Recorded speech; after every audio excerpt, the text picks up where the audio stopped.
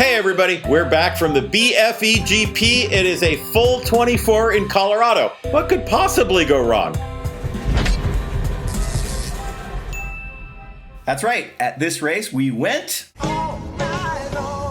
and as such, teams had to find ways to keep their car numbers illuminated in the dark. That's a rule. Now, some of these people, they got really creative with this. The spectacle was amazing, and in the cold blackness of night, a proud parade of lemony light carved its way out of the darkness and danced along the track. Yeah, now the flip side is since you're on the track 24 hours a day, that's way more racing time, but you've got way less time to fix all of that carnage. Low Speed High Drag was there. They brought a fairly cheaty BMW, $500 my ass. It was one of the newest cars in the race, but it blew a couple of giant holes in itself and oiled down the entire track. That ended their weekend, but they're veterans. They had a great time. Breaking Bad had to do a tranny swap. The Alt-Celica broke an alternator and a fuel pump. And Zitron and Dumpkoff broke 6, 12, 47 different hubs on their Geo, but they just kept fixing them. Oh, and Haiku Racing showed up. And, actually they were great because even before the race, Haiku Racing helped their competitor install Kill Switch. Hella sweet. The Coin-Op E46, they had something going on with their transmission. They started with an auto, went to manual, went to auto again. We don't know. There was a lot of JB Weld involved, but at least they had these pinball machines to keep the kids entertained while they were wrenching on that BMW. Gunbarrel Cobras came back with their 83 Starlet that always has all kinds of overcomplicated induction and electronics, and nevertheless, despite getting creative, finished top half. Team MST 3000 brought this beautiful Saturn Sky. In fact, it was so beautiful that it got a whole bunch of penalty laps, but it also looked really fast. And did that help them? Well, they spent most of their weekend in the paddock and finished with a grand total of -8 laps. I feel like the sky's the limit. As is happening a lot lately, we had a lot of great themes, including this Shining theme. Come and play with us, Danny. And I just gotta say, a few days before this race, I was thinking, it's really weird. We've never had a Shining theme. I mean, freaky. Here's Johnny. Are you sure you were just thinking that? Or did did you magically... Red rum. Red drum, red drum, red drum. We also had our first ever King Louis the 19th theme. Now, if you're not familiar with King Louis the 19th, apparently he was the King of France for less than 20 minutes. According to Wikipedia, that's not actually backed up by historical evidence, but that's on Wikipedia, so it might not be true, which means that he was king for less than 20 minutes. We don't know. It's a great idea for a Lemons theme. Doppler Racing, at their last Lemons race, they could not stop spinning this BMW of theirs, so this time they leaned very heavily into the dainty spinning ballerinas theme. Didn't keep them from, spinning the BMW, but at least they were on point now. Team Jedi brought the real star of the show. They had a GTI, and alongside Darth Vader and Han So-Slow, there was Baby Yoda. The force was strong with this team. The Flying Blurritos were back with their great wrestling theme. Sadly for them, turned out that was mostly them wrestling with their car in the paddock all weekend long. Possibly that was karmic retribution because they really tried to intimidate and coerce Judge Sajeev.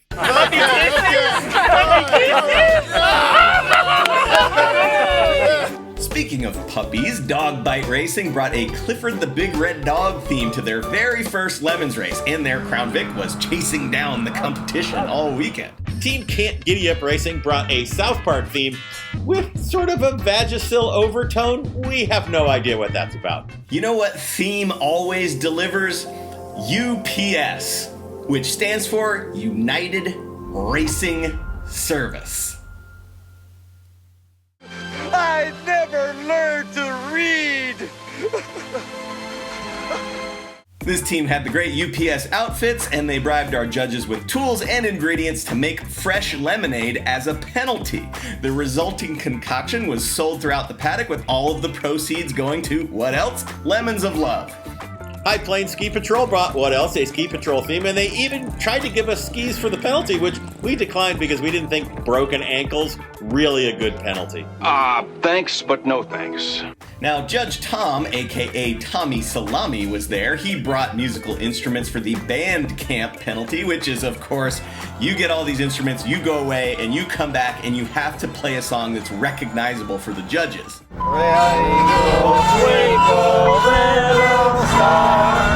Tom also forced some miscreants to home make their own thread gauge so that he could sort his giant Tupperware full of random fasteners.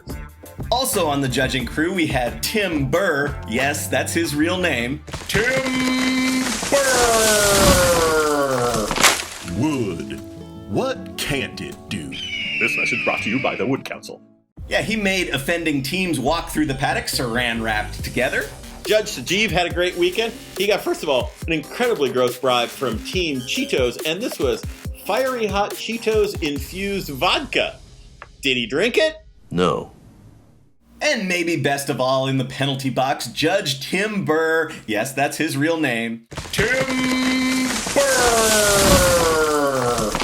Wood. What can't it do? This message brought to you by the Wood Council. He brought a helper named Dazzle the Zebra. Dazzle diffused many tense exchanges with all of the drivers in the penalty box. I'm Dazzle. How are you? Nice to meet you, Dazzle. Oh, it's a pleasure. It could be better. Yeah, well, it can always be better. I mean, you could drive better. That would be good for everybody. How fast can you go in the paddock? 10 miles per hour tops. Yay! Okay, here's your class winners, like we care. Okay, for the things we do care about, here's the rest of the awards. Starting off, Team Frictionless World created a new trophy, the Maximum Effort Trophy, brought it to this race to award. They gave it to a new team of rookies with a Boxster KVWN Fabulous Anchorman theme. New team assemble! Even though it's their first race, they really got in the spirit by getting 4 black flags in barely over 2 hours. That escalated quickly. I mean, that really got out of hand fast. Their penalty, they had to draw an accurate map of the track on their car so as not to get lost again. The heroic fix went to the Seat of Your Pants 2000 Volkswagen Jetta. As we mentioned before, there was a lot of carnage at this race, so it was hard to pick a heroic fix winner. But we gave it to Seat of Your Pants for their combination of creativity and persistence. First, they broke their power steering. They didn't have a power steering line, so they fixed it with a hose clamp and a garden hose. Amazingly, that worked. Then the right knuckle and hub exploded. They fixed that. Then the left knuckle and hub exploded. They fixed that. Then the left axle fell out of the car. They fixed that. They were constantly wrenching all weekend. It was very heroic. The I Got Screwed trophy really should have gone to Glenn Conzer, who runs High Plains. Glenn is the best, and he had to fight with like power outages and telephone outages. He was running around for 36 hours straight. Thanks, Glenn, but no trophy for you. The team that did end up with the trophy was Dad Bod Car Mod. But the dudes, they have a Yaris with awesome duct tape art on it, by the way. And they kind of can't leave well enough alone, so they kept spinning and spinning and spinning, couldn't figure out why. Turns out that the Alibaba brake proportioning valve that they put in, it was labeled wrong, and every time they dialed up more, they were getting less, and the car would fly out of control. Let me just say, Toyota never figured out how to bias brakes on their own, so you definitely want to screw with that. They finally figured it out, their race was coming back together, and then they blew their motor, which they also screwed with, which, you know, Toyota also doesn't know how to make motors. So they got screwed mostly to themselves, but that's how Lemons goes. We've got a special award. It's the I Choose You Award. It went to Savage Orchid and their Ford Escort. It was very clear from the start of this race that they wanted to be the very best, like no one ever was. Which of course means they had a Pokemon theme. They started off strong on the track, and with their theme, they were walking around the paddock with their costumes, stickers, custom Pokemon cards. It was great. But before too long, they started to face all kinds of mechanical issues that forced them to keep their Pokemon in their Pokeballs a little more than they might have liked. Look at this. Look at this. We got a Pikachu in the wild. In the wild. Judge's choice went to Arc Flash and their Ford Focus. First, this rookie team, they shuttled the judges around all weekend long. Then, they had this killer anglerfish lighting setup. In night racing, you gotta have lights. We see all kinds of great stuff. This was particularly sweet. Now, these guys, they're electrical engineers, and so you know what happened? They had a lot of electrical problems. Car was covered in conduits and junction boxes. It had an Elysium, which we learned that's the little dangly anglerfish thing. Super sweet. Now, even as they were fixing stuff on their own car, members of this team were wandering the paddock. They were looking for other competitors that they could help fix their cars, particularly, but not only electrical problems. In fact, one of the guys on this team, while he was fixing somebody else's car, literally bent over backward and broke his own insulin pump. Diabetes. That's how much they were trying to help. This is the kind of camaraderie and family vibe we love in Lemons, and these guys nailed it. Organizer's choice went to another rookie team. It was We Could Never in their 87 BMW Amino. These guys were such rookies that their race suits still had tags on them, and they immediately failed tech for kill switch issues. They asked for help, they got it, they fixed it, they passed. Then we have our separate lighting tech for the 24-hour race. They failed that. They didn't make a fuss, they fixed it, they passed. They were smiling all weekend, they donated to Lemons of Love, they caused us zero grief. And this is yet another illustration. We've been seeing this as kind of a trend, is it doesn't have to be a steep learning curve. You could show up on your very first race and just get it. These guys did, and they won the org choice. The Halloween Meets Gasoline Trophy went to Salty Thunder and their C4 Corvette. These guys have won HMG a bunch of times, deservedly so. This time their theme was Daft Junk. They were up all night, hoping to get lucky. We've come too far to give up on this car. So we'll lose tools and we're gone under the stars.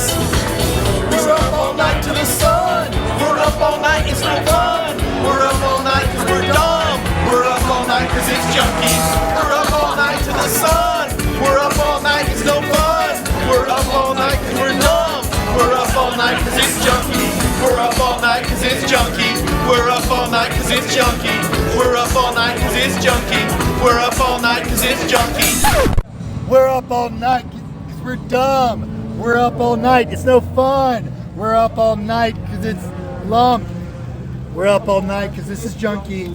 Look guys, little insider tip. You want HMG? The real secret is keep it up everywhere all weekend long. And by everywhere, I mean everywhere.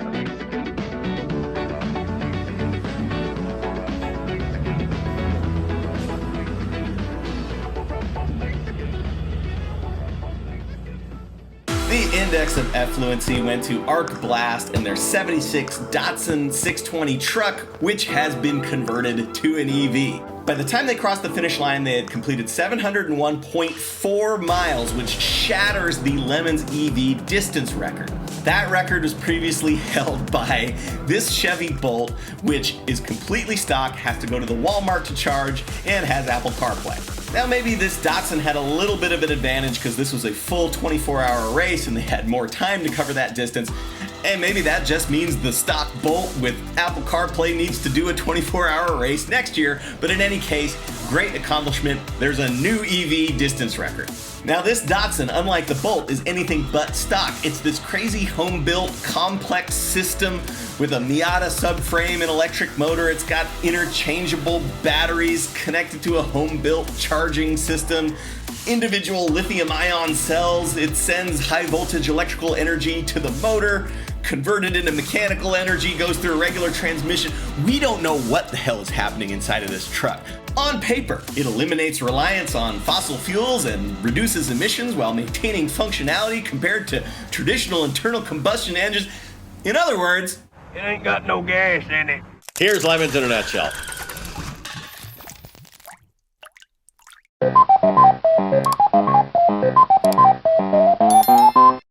Every second you don't subscribe or watch one of these videos, another Vega is sent to the crusher. Won't you help us save Classic?